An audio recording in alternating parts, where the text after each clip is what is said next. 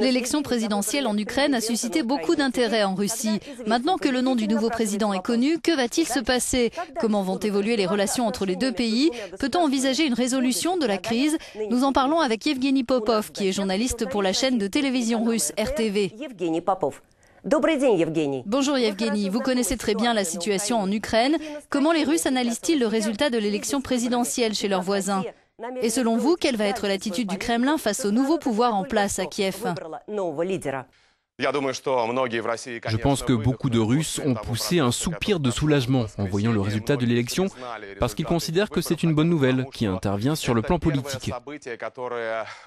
C'est une élection légitime qui intervient après des mois et des mois de chaos. Pour ce qui est des relations entre Kiev et Moscou, je pense que les deux pays vont camper sur leur position, parce que le Kremlin ne va rien lâcher sur les conditions préalables au dialogue qu'il exige.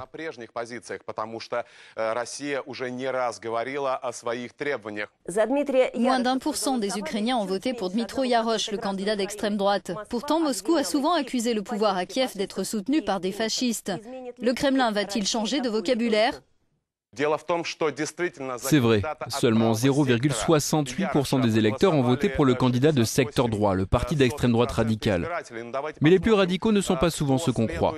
Yulia Tymoshenko a déclaré en privé qu'il fallait larguer une bombe atomique sur Moscou. Vous avez aussi Oleg Yashko, le candidat du parti radical, un fasciste selon moi, qui appelle à des opérations punitives dans l'Est ukrainien. Donc si on additionne les résultats des nationalistes, des extrémistes et des fascistes, on arrive tout de même à plus de 30%.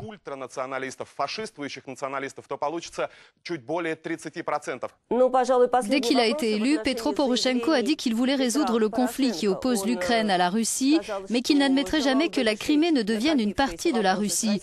Comment Moscou a accueilli cette déclaration?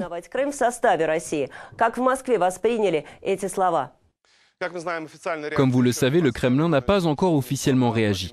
Mais dans son discours au Forum de Saint-Pétersbourg, Vladimir Poutine a déclaré que la Russie engagerait des discussions et des négociations avec le nouveau gouvernement ukrainien. Maintenant, il est nécessaire de comprendre les positions de Petro Poroshenko. Il souhaite la fin des combats dans le sud-est de l'Ukraine, mais il est dans une situation difficile. Il doit satisfaire à la fois Washington et les Ukrainiens de l'Ouest. Pour cela, il va devoir initier le dialogue et prouver sa crédibilité. Спасибо большое, Евгений, за очень интересное интервью. Мы с вами прощаемся. Спасибо еще раз. Спасибо вам.